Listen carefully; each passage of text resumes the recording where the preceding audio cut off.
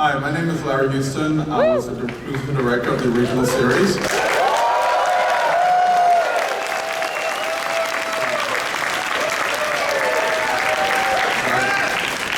And I'm so proud to have you guys appreciate it so much. And thank you for supporting the show, because most of you don't know, I was never guaranteed a season 2, but because of you guys made it #1 for the whole season, they were forced to give me a season 2. So thank you guys.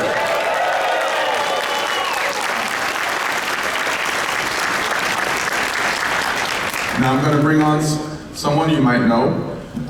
He worked on the new series, X-Men 97, the new director. I'd like to introduce to you Jake Castoreno.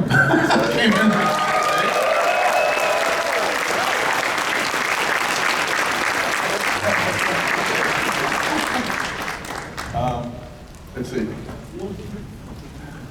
The next one that's, the next fellow that you might know, if you remember from the original series, there was a show called Nightcrawler. Well, he's coming out, he's the writer, his name is Lynn Yulee.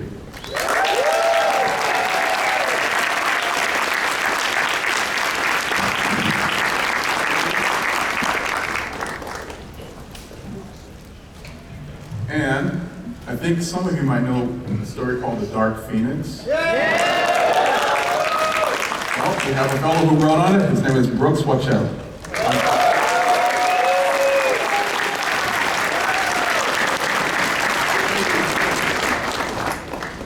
And one of the persons who wrote that iconic theme music that you guys remember so well, he agreed to come here, and he's the composer of the X-Men theme and the Power Rangers theme. We give it up for Ron Wasserman.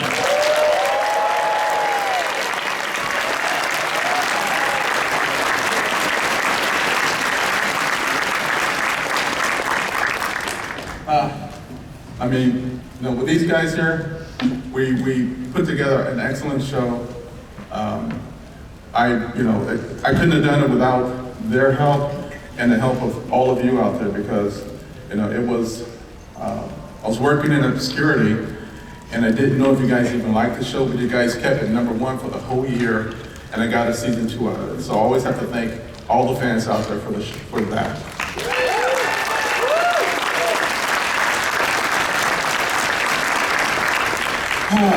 Yes. So I think I'm going to start it. We have one more guest, but he's not here yet, so we're going to continue on. Yeah, he's like one of the three of us. When we first started at Marvel Productions, it was Will Mineo, Rick Holberg, and myself. And the three of us, we put together the original Pride of the X-Men, trying to sell the show back in the 80s.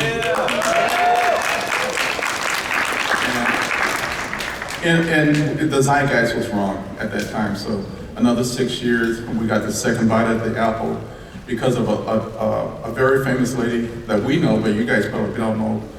Her name is Margaret Lash. She's the one who greenlit the show for Papa Kid.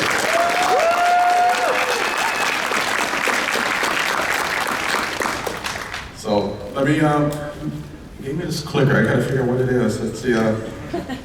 Hopefully, let's see if I click the green button. Let's see what happens.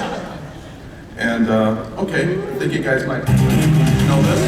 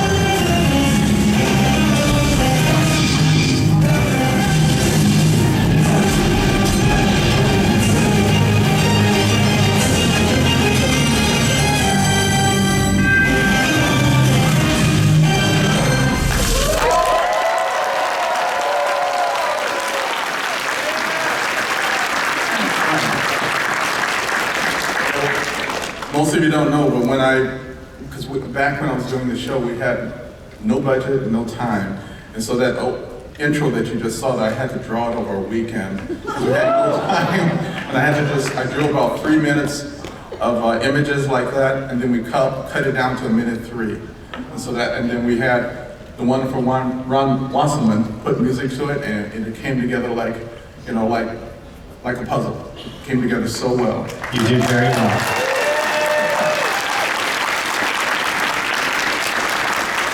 And Ron was also famous for this next song, if I can pull it up. Yes. And Ron did that.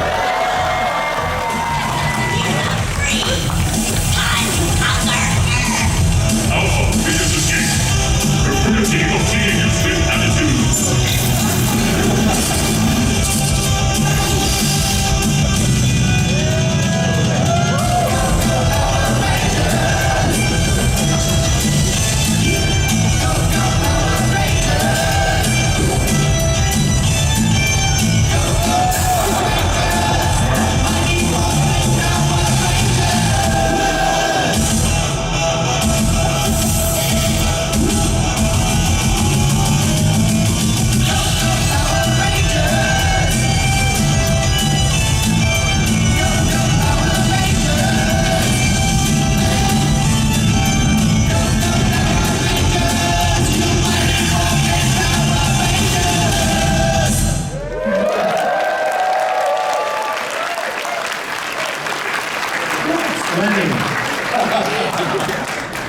The one question I always wanted to ask you, Ron, was that when you put together the music for, I think I remember the story that for Power Rangers, you did it really kind of quickly, right? Yeah, I was I wanted to work on a song with my now ex-wife, and they came in and they wanted a theme for this to show the Fox the next day. So I begrudgingly finished this in 2.5 hours and then worked on the other song that I wanted to. And that song, actually, the other song, ended up in Great Expectations with Gwyneth Paltrow. So it was a very productive evening.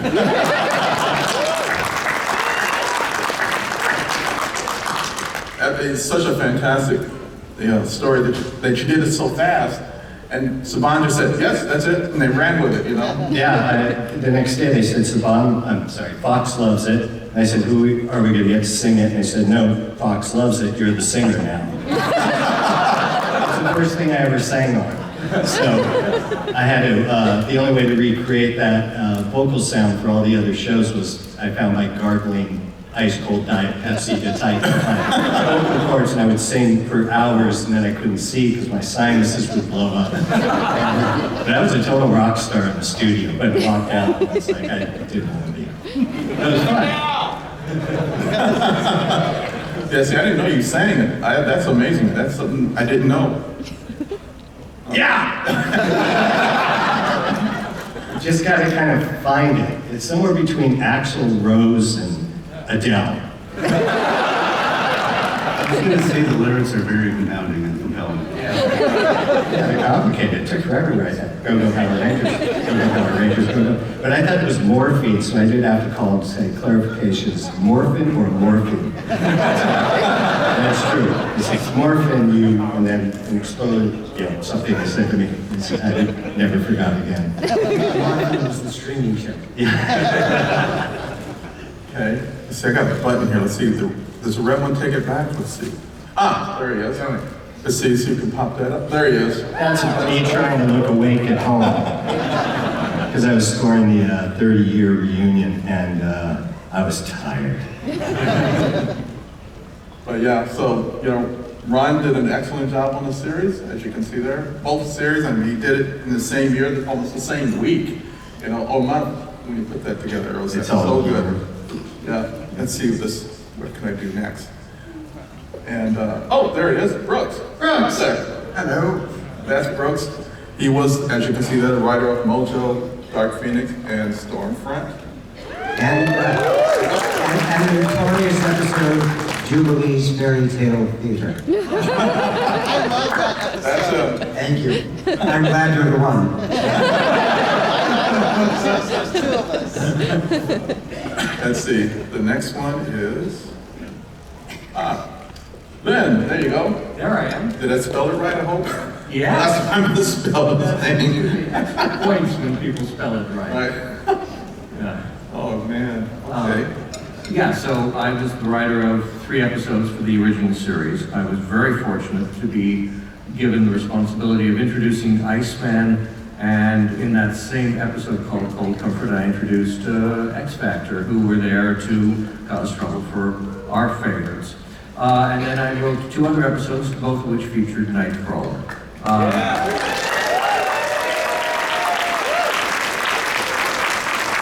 And it was wonderful because the first one was a strange thing to do in children's programming, to have a conversation about issues of faith.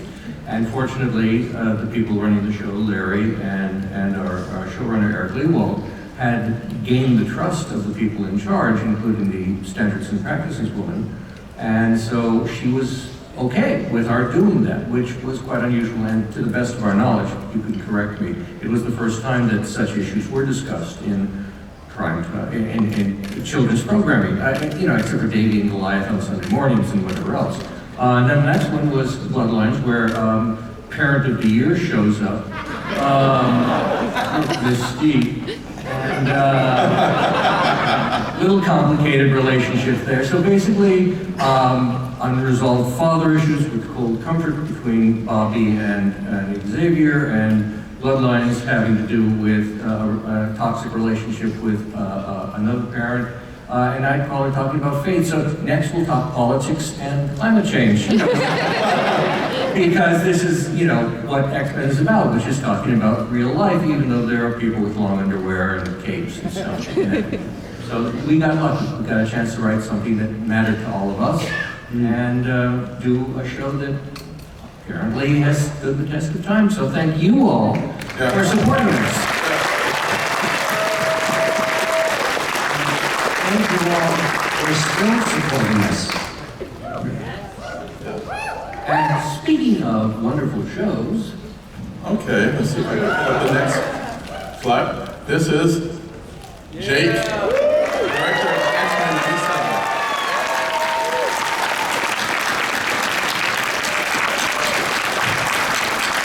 I'm very good with on. That's cool. No, man, first and foremost, I'm just even honored and thrilled to be up here, quite frankly, because I'm just standing on the shoulders of giants. So we wouldn't have X-Men '97 without the OG X-Men show. So please another. For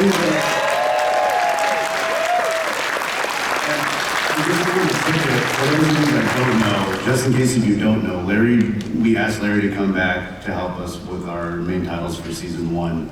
And so a lot of the main titles that you see are just, we're doing Larry stuff again, man. And to the boards that you brought up earlier, I got to see those and hold those things. It was amazing. He doesn't have them with white gloves, he just brought it in Manila. Yeah. Larry!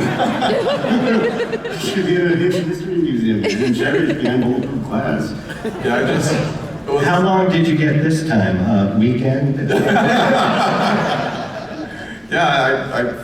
they were like, I'm kind of a pack rat, so I packed it somewhere, and my wife was saying, why are we paying for storage? What's in there? So I started going back, going through the boxes, and I found it. I found the original opening titles. I was like, oh, this is cool, I'm glad I kept it. The goodies that Larry randomly brings in, way too close to the mic. The goodies that Larry randomly brings in, just, what was it, the last time we were doing this really cool speech of Disney animation? It was, I brought in the original color keys. Yeah, for the first episode. on cellophane and real tangible shit, and you just check this out. Oh, I'm sorry, this is what set the precedent for the whole color palette of the entire show that we base our entire thing on, and you're it's fine. Yeah, I think that if you wanted to ever sell those boards, you could buy a cruise ship of your own. Just thinking. okay. Okay. Guess what his wife's going to be telling him to do? TikTok, man. Looks like my best friend, the one who helped me put together Pride of the X-Men and put together the original series of the X-Men that you guys know. Longtime friend, and it's between the three of us, we worked at Marvel and tried our best to bring all of the concepts and artwork to television for you guys. He's here now, and I'd like to introduce my best friend, Rick Holberg.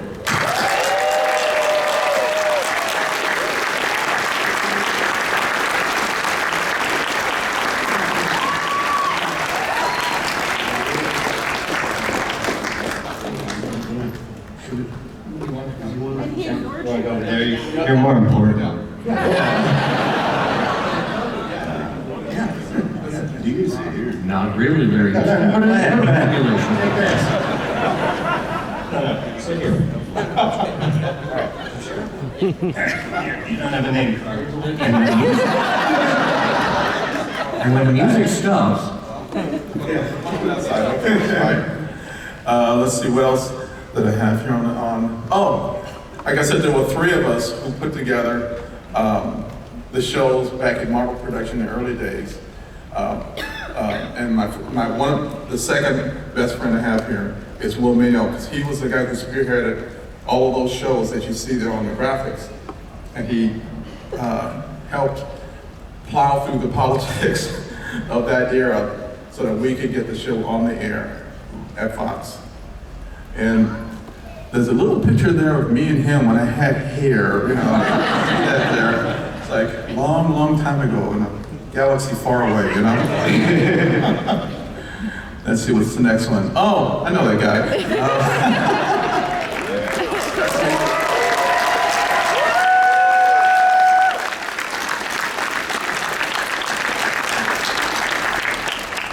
And I think I got that. Ah, there's Rick.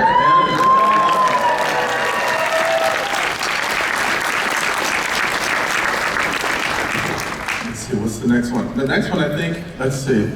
Oh, you were a lot younger back then. Goddamn. Yeah. Like a totally different person. Who is that? Shaft. Oh my God. Let's see. Like, you know you a couple of baddies in that photo. I Confidence. know. Gone forever now. Like a fine wine, man. Let's see. Oh, that's the show we put together.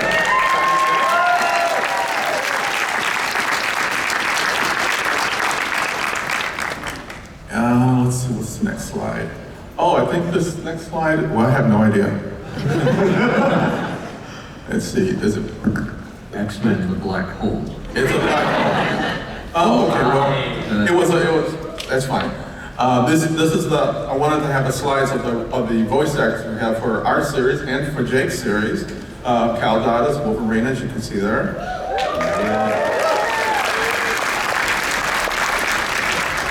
Lenore.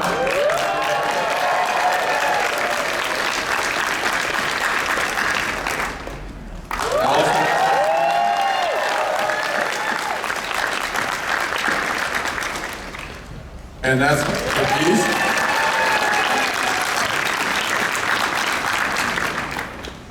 That's the original.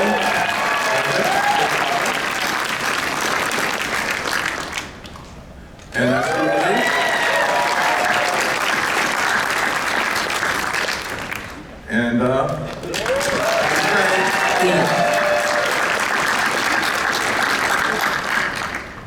and oh, there's Nightcrawler. Let's see, in the next, oh, and the bad guy in the middle of this thing. It's pretty evil in your series, too. I mean, you know, it's in the name, man. Well, we learned from you, too. Let's see. I learned from watching you. There's more.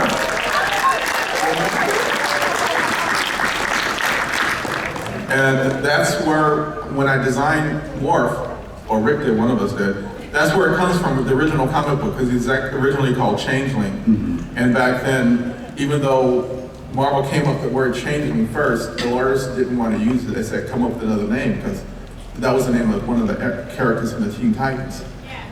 And so that's where, but I told them keep the original look, but call him Morph. That's where it comes from.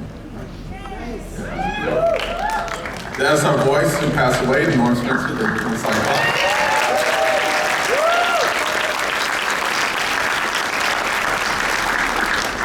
that was our original, apocalypse.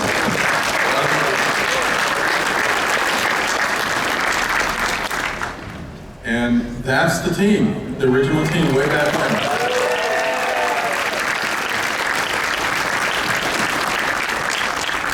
I just want to see, this is the lady I want everyone to know about. Her name is Margaret Lesh, and the lady below is Avery Coburn. These are the two ladies that were so pivotal for our series. Margaret was with us and me, Rick, and Will back when we first did Pride of the X-Men. Even though it didn't sell, she was so behind the show that when 6 years later, she became the CEO of Fox Kids. She called us up and said, hey, we're gonna do the X-Men.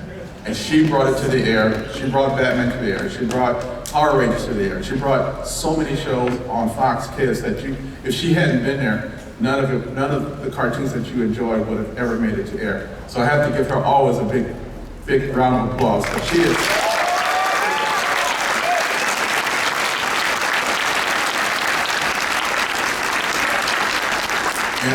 And we lucked out with this lady below called Avery Coburn, the notorious broadcast standards and practices person that, you can't do this, you can't do this.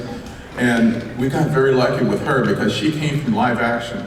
And so she wasn't glued to what Saturday morning could be. And so she was open to a lot more stories that had more of an adult content.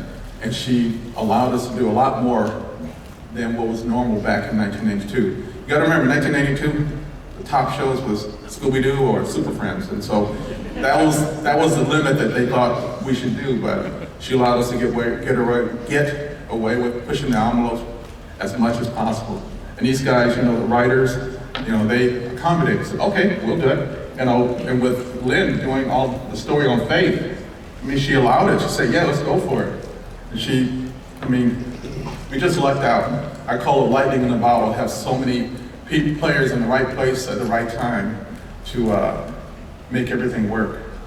Larry, may I also throw in, remembering, he's still around, Sidney Iwander was an executive on the show. Oh, yes. And Sidney, famously cantankerous, passionate fellow, brilliant guy.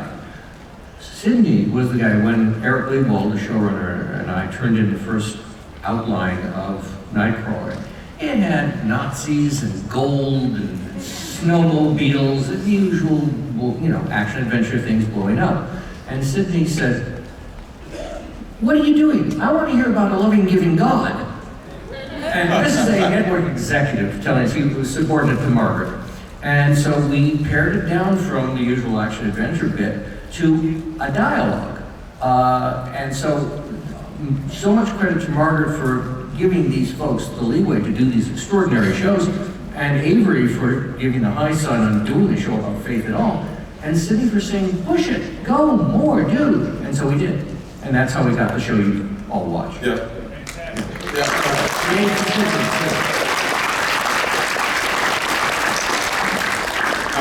I don't have another slide for Jake, but Jake is the most worthy person to take over this series. He's so knows the series. He's very passionate about the art form, and he wants to make X-Men '97 the best it can be. So I'm very happy and proud to pass the baton to this fellow here. He's excellent at what he does.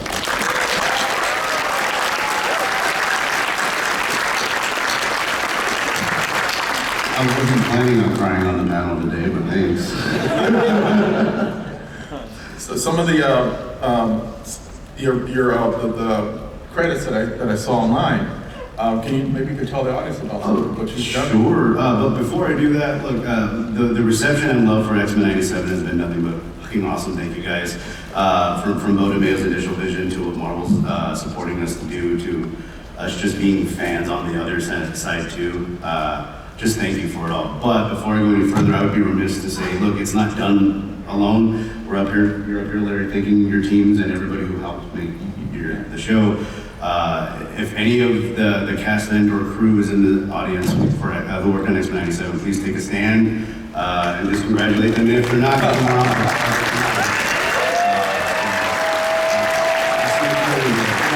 Let me just get started about guys. We got the best team in the damn game, and I sincerely believe it. Thanks to you guys.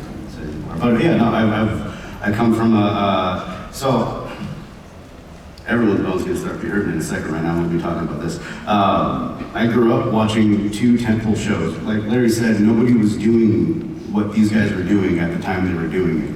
It was two tentpole shows: X-Men the animated series and Batman the animated series. I was hooked by that. And my 6, 7, 8-year-old self would be losing his damn mind if he knew they would be my very mentors as well. Larry, when you commented about, I worked on a film, just one of my favorites, Batman Ninja Turtles, Batman vs. Teenage Mutant Ninja Turtles. That was fun. Anyway, Larry, you brought up a really cool thing about Sinister and how we made him so evil and sinister in our show.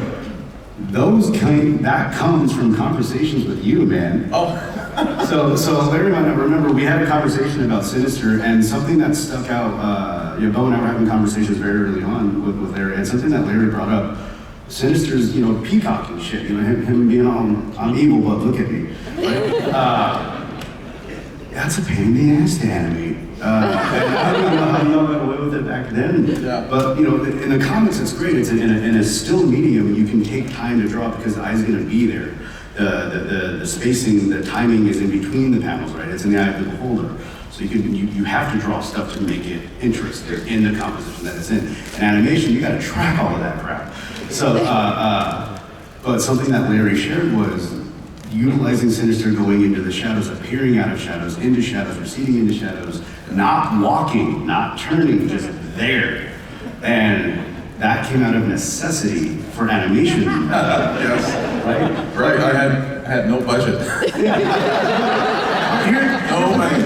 In doing that became ingrained in the DNA on how we took in Sinister, on what made him such a vile person, because he could exist in the shadows. Yeah. And you didn't know it, and you didn't need to know how he got there. The point was that he's there. Yeah. And so taking that, we went back to progression. No walking, don't have save it for action. We'll blow the budget on that. We know walk is extra. Marvel will pay for it. But just the realizing that those are those essential things that are ingrained in the DNA without us realizing it. And if you change those fundamental principles, you don't have the same show. So man, Larry, it's been a hell of an honor to get to. I'm just teasing the fear, man. This is cool. Watching you give me the credits and just getting to come back and hopefully, stick the landing for everybody too. That's been great. Okay. The other person at the far end, which Rick Holberg, my buddy and partner. Rick, if you want to speak to what you did on the X-Men and actually a lot of your career, man, go ahead and tell people about it. Well, it starts well before X-Men. I started actually doing comics for Marvel via Roy Thomas back in the mid-'70s. I did What If and stuff like that.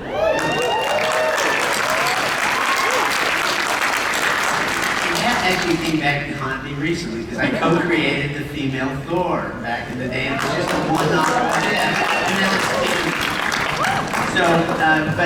It led to working at Marvel with Larry, where we actually got the X-Men on the air via Spider-Man and His Amazing Friends. We kept pestering. And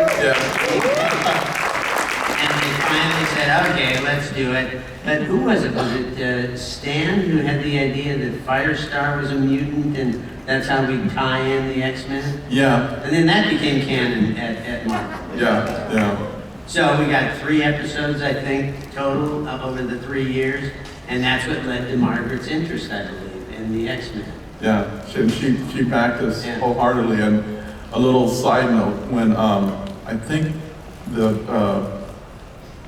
Dennis Marks was the producer of the show at the time we were there, and he originally wanted to call her Heatwave, and she said, no, that's a Flash villain, you can't do that. And he had all these villains names he kept coming up with.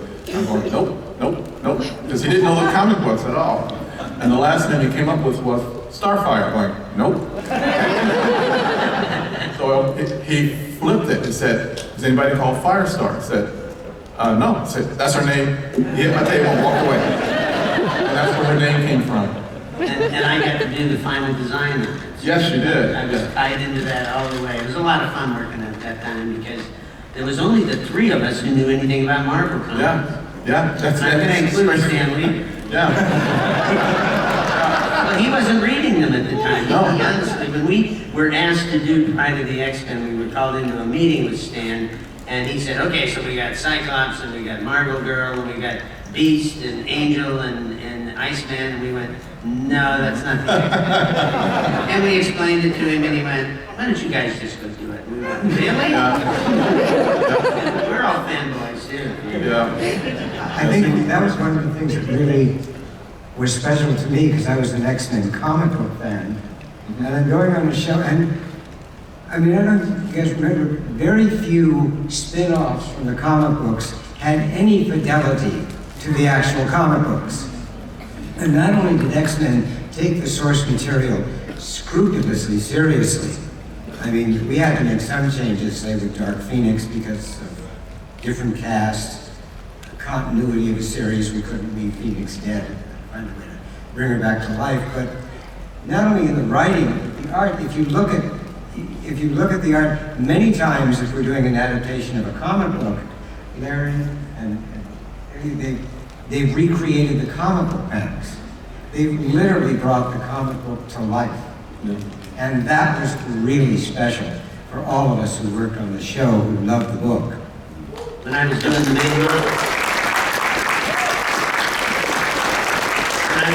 main models for the show with Will designed Beast and Jean Grey, but I did pretty much all of the rest. I was looking at Jim Lee and trying to get it just pared down to animatable stuff.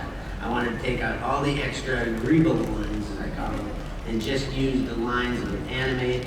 And I really still love those models. Those are really nice models in my opinion. Yeah, they weren't really too simplified from the comic book. They really had fidelity to the comic book source material. Yep, because they stayed with the real details that were part of the costume and just didn't worry about things that you didn't want to animate, like kneecaps and things like that. And how long did it take Wolverine's costume to finally reach live action?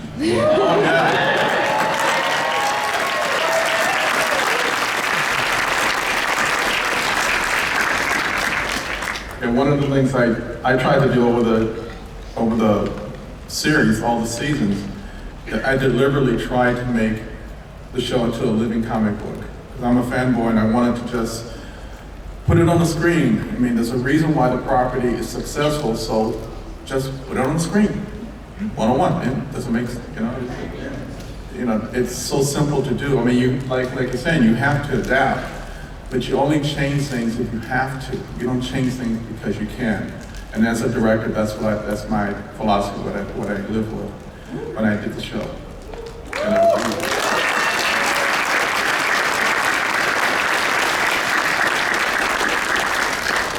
Let's see if I have anything. I have no, but there's another one coming up. Almost.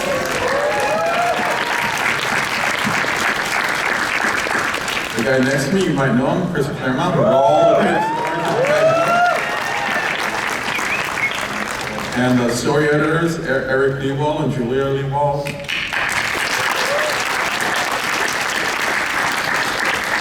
They would have been here because I told them to come on by, but they're, let's see, they thought they had 2 weeks for, they had, sister-in-law was pregnant. They said, okay, we're going to zip to the con, we'll just, we got 2 safe weeks, we can be up here. As soon as they got here, their son called, she's in labor.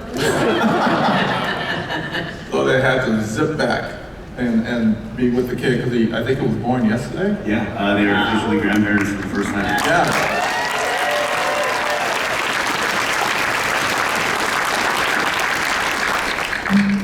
Which X-Men name do you think they'll pick for the grandchild? They don't know the sex of the baby. They're finding out today. I believe Xavier Jubilee or some combination of I'm just guessing, I could be wrong. You just never know.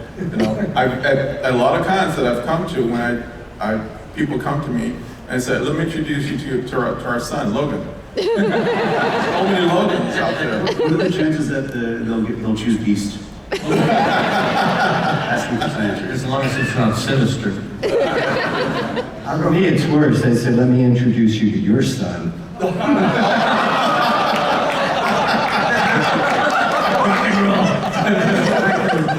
Oops.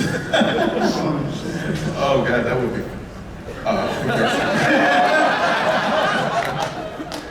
Oh, my God. Let's see if I got, what else I got here coming up? Oh, that was the book that was done. I did the cover for it. And it's the art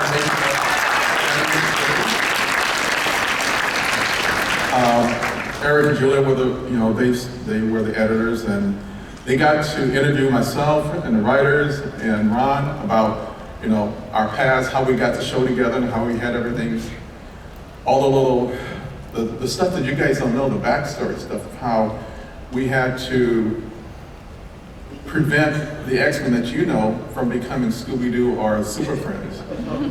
And in the book somewhere in the book is somewhere there that at some point they stopped suggesting, we were going, hey, yeah, it's a great idea, okay, we'll get back to you on that, We got to the point where they were saying like, no, you will do this, you will do that. And collectively, all of us was on the same page, Rick, myself, Will, Eric, and the rest of them. There's more people I can't remember. But anyway, I'm paraphrasing, but we said, look, if this is what you want to do with the wrong creative team, all 5 of us quit right now. Because we weren't going to change the X-Men into being into Scooby-Doo or Super Friends. And they backed off.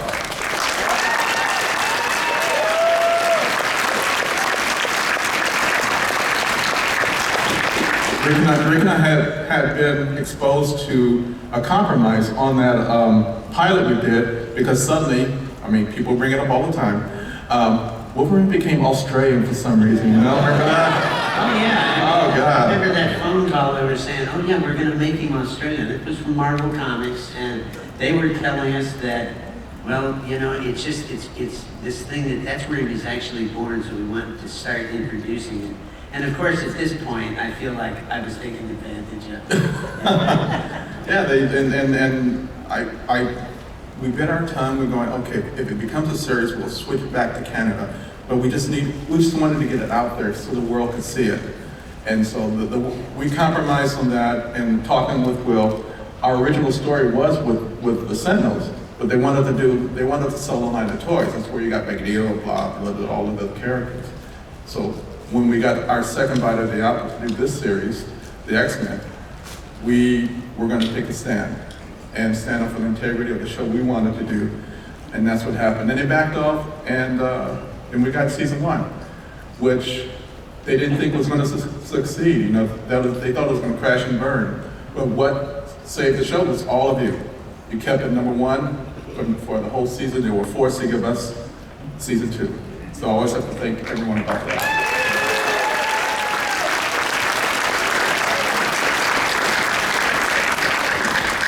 Let's see anything else? Oh, yeah, we have an X-Men fan in Canada.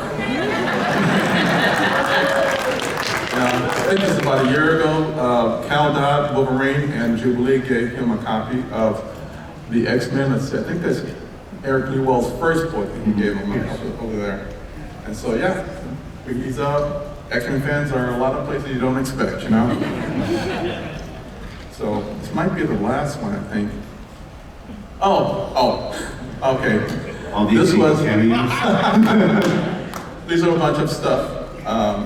Cameos I was able to squeeze into the show that the networks didn't want me to put in. The first time I put one in, it was Spider-Man, they kicked it out. And they never told me why. So the next time I saw a chance to put cameos in, I didn't ask permission. I just gave it a new name and it slipped by them because they had no idea what they were looking at. So, it was like the Black Panther was African mutant number 3.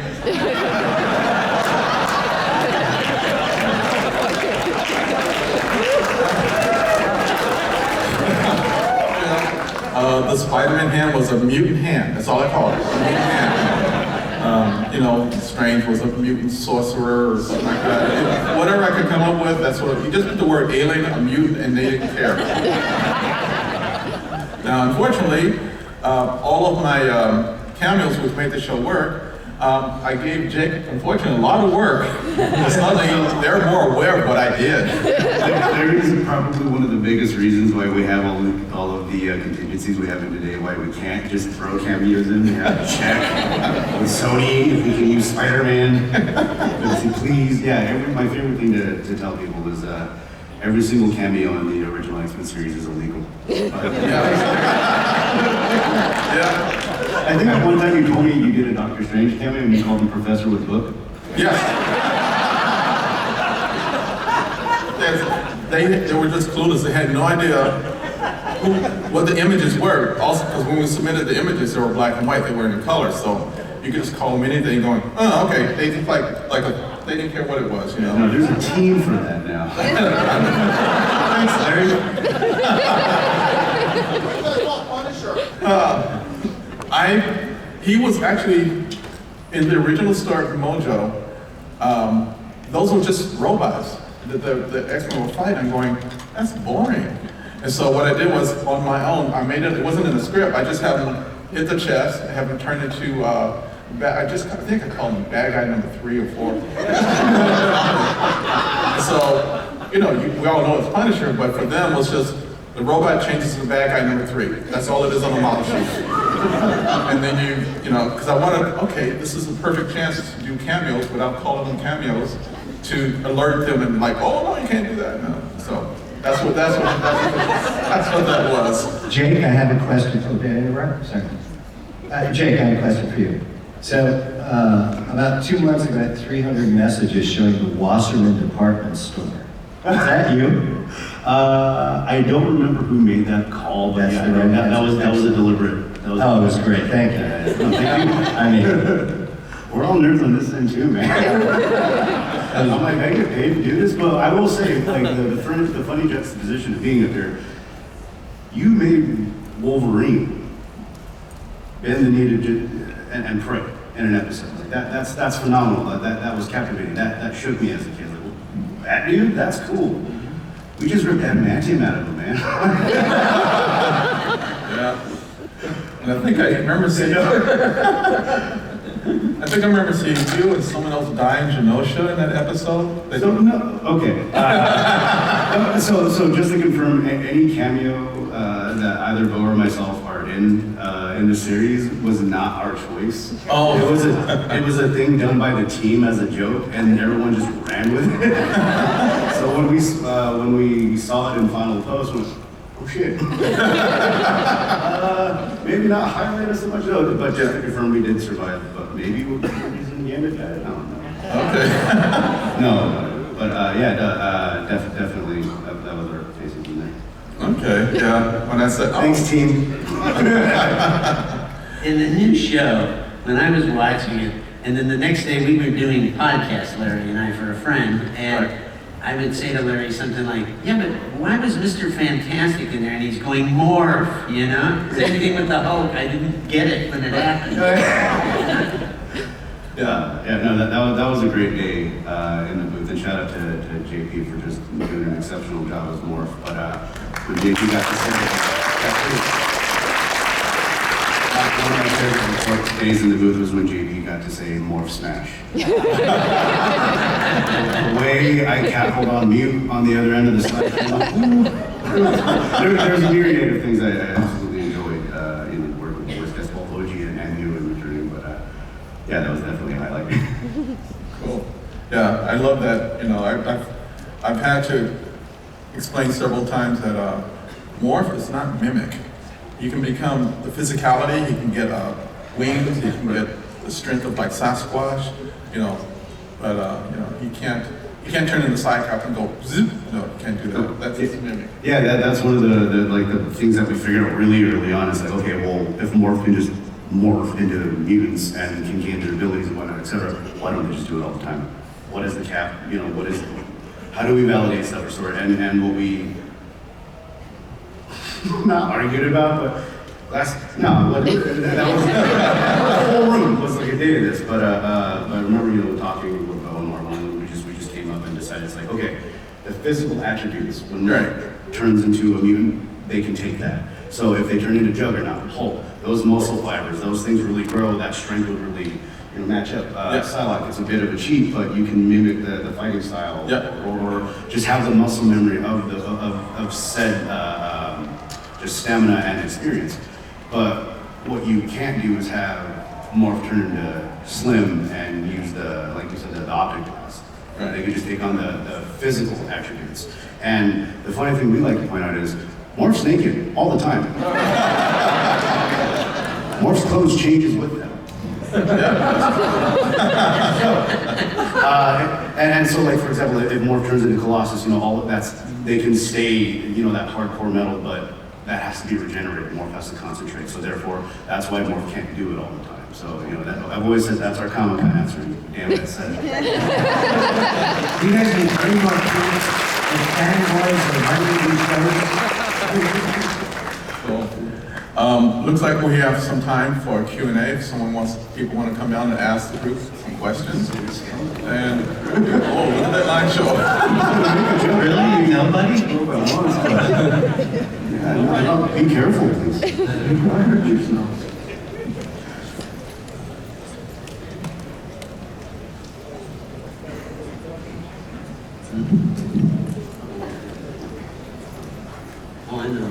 Hey, how's it going? First, just wanted to say thank you for putting your foot down when they tried to cancel everything you guys wanted to do.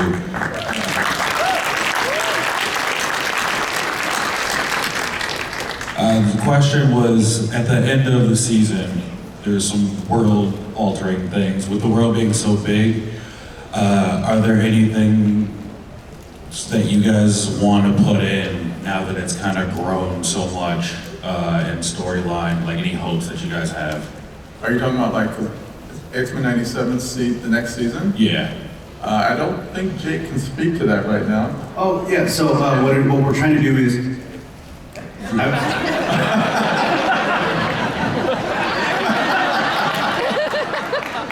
and that's how we do it, man.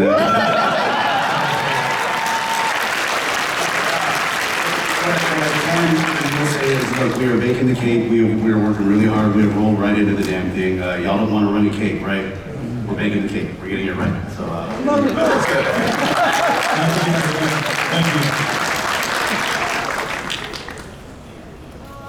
What is your favorite character that you've ever read or written about? Because I know that you all have a very big career in comic books and TV. Are you talking within just anything we like? Just anything, but mainly X-Men, but if it's something else. Anybody want to go on the road here? Well, for comic books, for me, it was the All-Star Squadron, because I got to draw so many of the greatest superheroes of all time.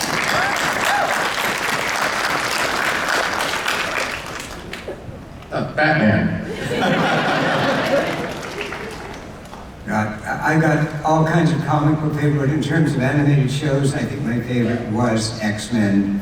I lobbied hard to be on it when I heard they were going to do it, and it was a dream assignments. I was fortunate to be able to direct the Nightcrawler episode. I had a nice long run on a couple of the Ben 10 series. That was great fun. I started in animation doing DuckTales, Tailspin, all those things. And, the Land Before Time was fun. Staff Shop was a lot of fun. I was very fortunate. And so on and so on. I look at IMDb, there's a bunch of stuff. On the other hand, I wrote several episodes of Dork Hunters from Outer Space, which doesn't have as big a fan base. But a paycheck's a paycheck. Anyway. Gee, let me follow that one. I'm simple, man. X-Men, Ninja Turtles, and Batman, and I've got to work with and play with all of them, so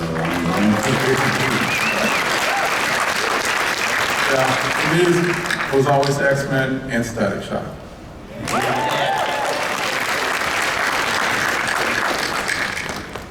When making X-Men 97 go for a TV-14 rating while the old show was TV-7, did you have to negotiate and get permission from Disney to provide the darker content for the new show?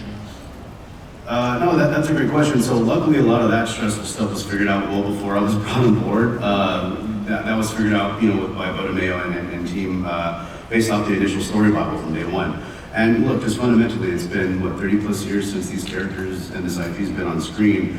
We as an audience, we have grown with that as well. We have become desensitized or, undesensitized to things we've experienced since the show's been on, everything from 9/11 to COVID and everything in between, so just as masses, as people, we've learned, we've grown, we're our blind spots, we know we can do better, we should do better. And X-Men always is and always should be and always has to be an allegory for prejudice. When you take that away, there's no longer the X-Men.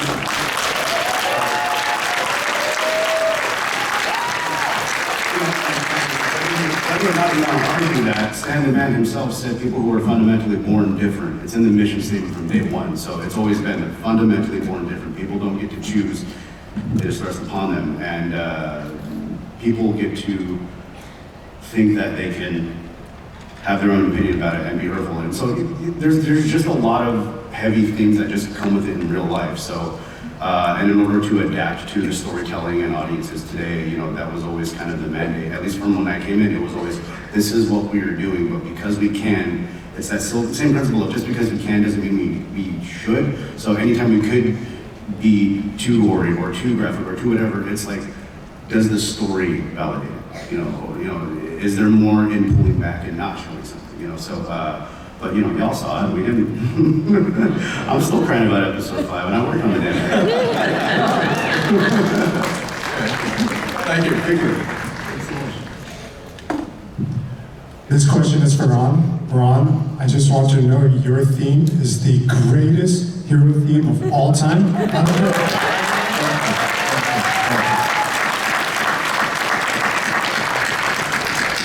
Ron, I want to know what your musical influences are, especially prior to making the X-Men theme song.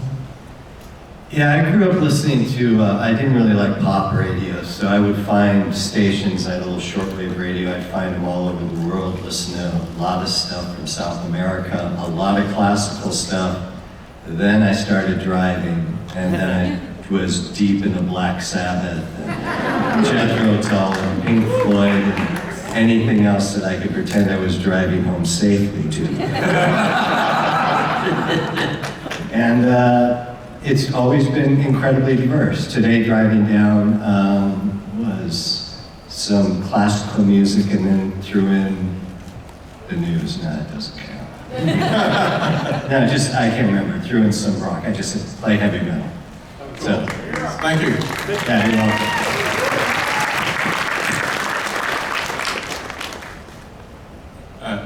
Good morning. I grew up watching the X-Men show, and it was very formative for me. And I'm curious as to how the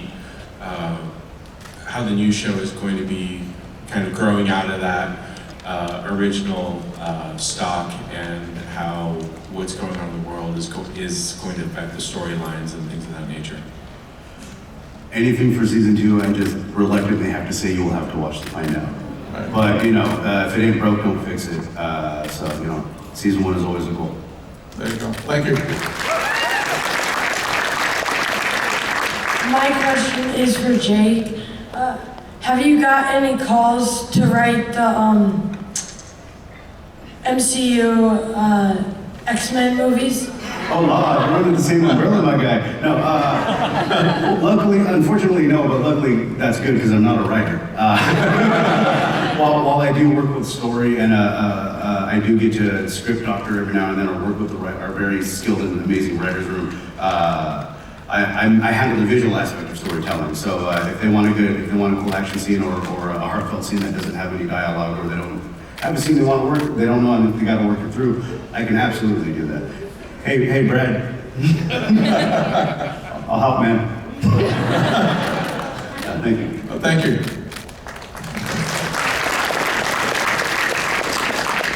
Hi guys, I was wondering, I love what you said that the executives kind of let you guys push the envelope, and I was wondering for either the original series or X-Men '97, were there ideas that you had that they said, no, that's too far, and you had to cut back on them? Well, when I did Jubilee's Fairy Tale Theater, and Jubilee was going to be this sexy adult warrior woman, Sid took one look at the original sketches, and they were considerably toned down when you saw the show. Do you have a copy of that? Color black and white. Good afternoon. Hey, I just want to say thank you because you had a major impact for me growing up. You made me into a better human being, I think, really. So this is a question for the whole staff, which is, which episode meant the most to you and why? Well, for me, I'll start off.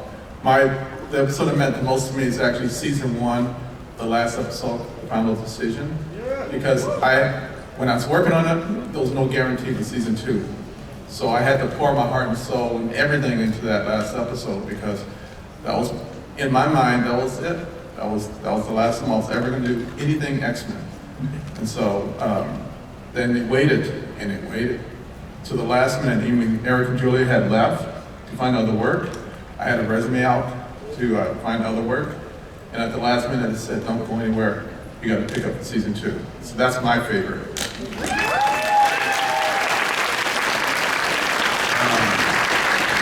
I like 2 for 2 very different reasons. One, Beauty and the Beast is one of my personal favorites because as a child, I was learning about prejudice without realizing I was learning about prejudice. So that's just wild for me to kind of grow up and look back and be like, oh shit, that was awesome, man. Thank you. And then my other favorite one is Phoenix Saga Part 1. Strictly when Xavier's like waking everybody ass early up, and it's like, hey, we gotta go to space, and nobody's questioning it after 3 And everybody's like, fine, Jubilee's got his Cremon rings and his chonies and stuff, and everybody's gonna sit there, but fucking Randy LeBeau comes in from a night out. Like I said, I like that episode for wrong reasons, and I always forget the name of this episode, but it's one when we get the evil astral Xavier with the cape. Yes. Which I love. Did you design that? I think that was Rick. Which one? Did you give the evil astral projection Xavier a cape for no reason? No, I don't believe I did. Something else. But anyway, I mean, Frank Burner. My favorite bit about that episode was just Gambit's in line with Jubilee waiting to go to the movies. I told you I'm a fan of your show, man. Oh. Waiting in line to go to the movies, and Gambit starts hitting on somebody else in the line. And Jubilee's like, hey, you promised to take me to the movies. And all Gambit says, movie don't last all night, shit. The show that I was watching.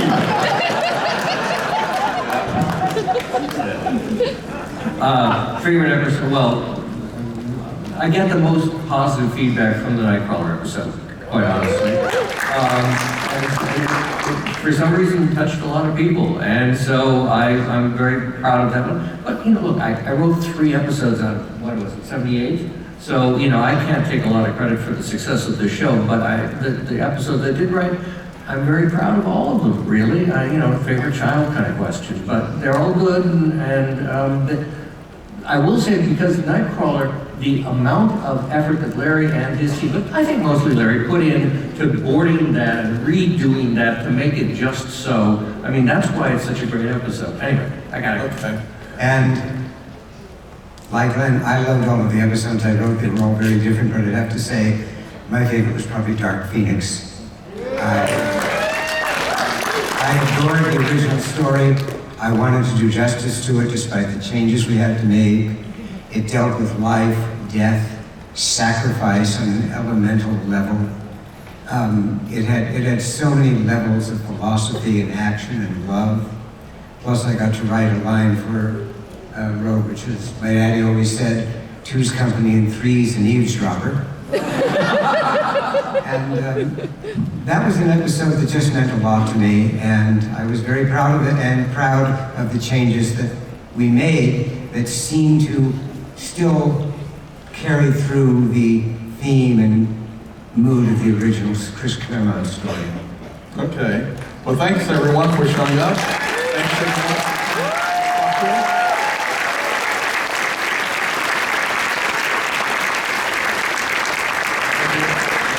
As you all know, few minutes, we'll have another X-Men team come on, X-Men 97. That you'll be able to watch. It'll be more Jake's team with the original, all the voice cast. So Don't worry, I'm not. yes. So you guys can hang out. I'm gonna head back to my table. I'm at 800 next to the wall, but if you can talk to these guys as